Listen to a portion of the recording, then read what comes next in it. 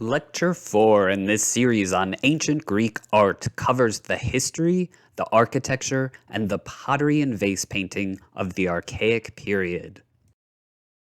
It will be broken down into 4 sections, and then the Archaic period will continue in Lecture 5 with a study of Archaic sculpture. This particular video, Lecture 4a, Part 1, briefly covers the history of the period, which dates to about 625 or 600 BC to 490 or 480 BC. Later, in Lecture 6, we'll see why both 490 and 480 are momentous historical dates that can be said to open a new period.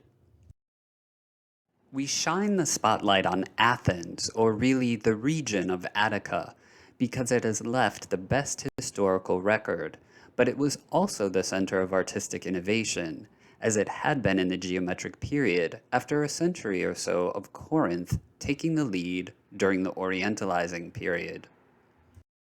Important historical development that occurred during the Archaic period was that Athens crept closer to self-government, as oligarchy was undermined by the increasing participation of citizens in government. This development doesn't really seem to bear strongly on the art of the period, which is still largely produced for upper-class patrons. However, I'd like to give a brief overview of the development towards self-government for 2 reasons. The first is that politics will be inextricably tied to artistic developments starting in the 5th century. The second is really just that democracy is such an important ideology, and there is a history in the West of referencing and emulating Athenian democracy. In fact, the word itself, as demokratia, goes all the way back to this time. Demos in ancient Greek means people, and kratia means power or rule, thus rule by the people. Although it should be noted that this use of the word people is actually restricted to male citizens, which obviously excludes half the population, women, along with large numbers of slaves and foreigners residing in Athens. Limiting myself to a brief overview, rather than an in-depth historical examination, I'll here list the most significant steps in this advance towards democracy. The first step was in 594, when Solon was chosen archon, or chief magistrate, of Athens. Overall, his famous reforms, which were political, economic, social, and moral, reduced, to some degree, the power of the aristocracy. Worth mentioning is that he abolished debt slavery for citizens. Subsequently, from about 546 to 528 BC, after a couple of intermittent stints in office, Pisistratus held power as a tyrant. The word tyrant comes to us from ancient Greece, originally simply meaning a ruler who unlawfully seized power, with no other qualitative connotations. However, Pisistratus increasingly ruled in the way we now use the word tyrant, notably with force, cronyism, and nepotism. The succession of his sons, Hipparchus and Hippias, to power further undermined the progress towards a more representative rule. In a climate of some intrigue, the citizens Harmodius and Aristogeiton conspired to eliminate the tyrants, but they only succeeded in killing Hipparchus in 514. This prompted Hippias to become a more ruthless tyrant until he was finally driven out by 510 BC. Harmodius and Aristogeiton were celebrated as tyrannicides, or tyrant slayers. In about 508 BC, the Athenians erected the earliest known large-scale public bronze statue group commemorating contemporary heroes, an artwork which was stolen by the Persians when they sacked Athens in 480 BC. The image you're seeing here is one of the surviving copies of a replacement statue sculpted by a new pair of artists shortly after the Persians were expulsed from Greece in 479 BC. Back in 508, Athens took another step towards democracy. Overcoming factional strife, more radical reforms followed under Cleisthenes. Essentially, male citizens from all social classes now had the right, as well as the obligation, to participate in government. In addition, the famous practice of ostracism began. This checked individual power because if a rising person of influence was perceived as a threat to the democracy, he would be ostracized or exiled from the territory for a decade. After 508, democracy maintained a fairly steady course for the next 170 years until the Macedonian invasion. But Greece is more than Athens, and it is more than just the territories around the Aegean.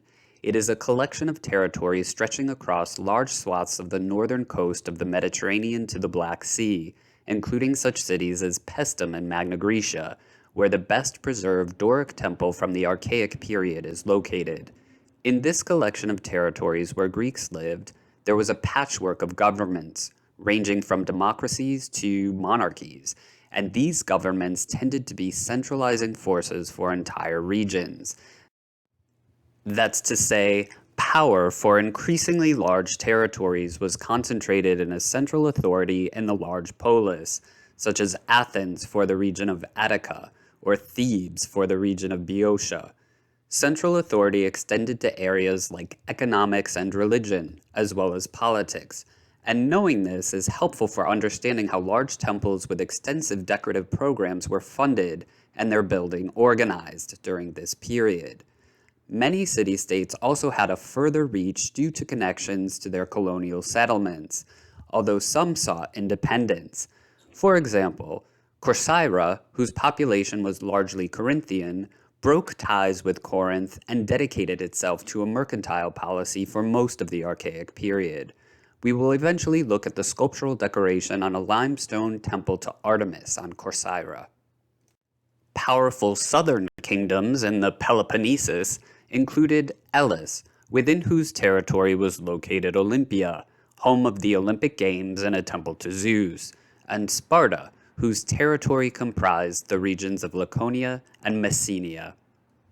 Sparta, though it produced far less art, is also famous amongst the ancient Greek polis for its intense obligatory military training and formidable army. Sparta had a constitutional monarchy that, like Athens, required male citizens to participate in government. As in the preceding Orientalizing period, international exchanges remained strong and probably accelerated during the Archaic period. The Etruscans are a significant group in central Italy that, although different in language and ethnicity, were highly influenced by Greek art and culture through both trade and proximity of settlements. We will study them later in the course as precursors to the Romans in Italy. Rome existed at this time, but as nothing more than a small city-state since its traditional founding in 753 BC. Contemporaneously with the democratic reforms of Cleisthenes in Athens, the Roman city-state switched from its monarchical form of government to its republican form in 509 BC. Carthage, a Phoenician colony independent of its home city Tyre since the mid-7th century BC, became a major power in the West Mediterranean. The Carthaginians frequently battled with the Greeks occupying other parts of Sicily, and later with the Romans in the Punic Wars of the 200s BC. The Celts of north-central Europe have been documented in this period, although we won't discuss them until later when they become a threat to the Hellenistic Greeks and then the Romans. In the east, in Mesopotamia, at the outset of the Archaic period in 605 BC, Assyria fell to the Neo-Babylonian Empire. But just over 65 years later, in 539, the Neo-Babylonians ceded to the Persian Empire. This empire had formed when the Persian king rose up against the Median overlords of Persia in 549, and then carried the conquest of Media to their Babylonian neighbors 10 years later. We will remember that Assyria, as the great power in the East from the Dark Ages to the end of the Orientalizing period in Greece, had had a considerable influence on early Greek art.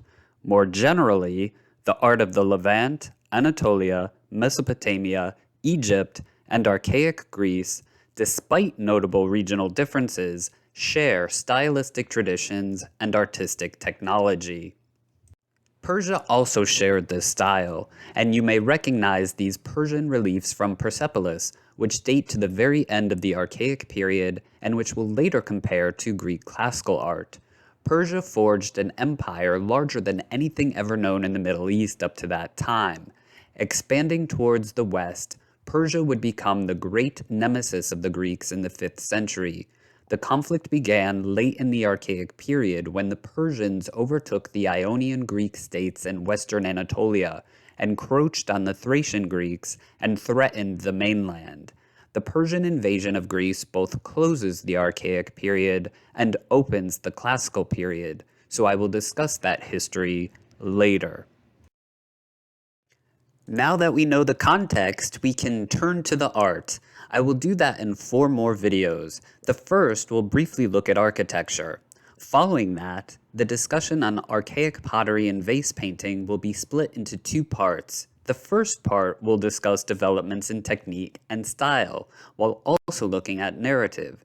The second part has a thematic focus, which is gender and sexuality. Finally, we will continue to look at representational art and its increasing naturalism in Lecture 5.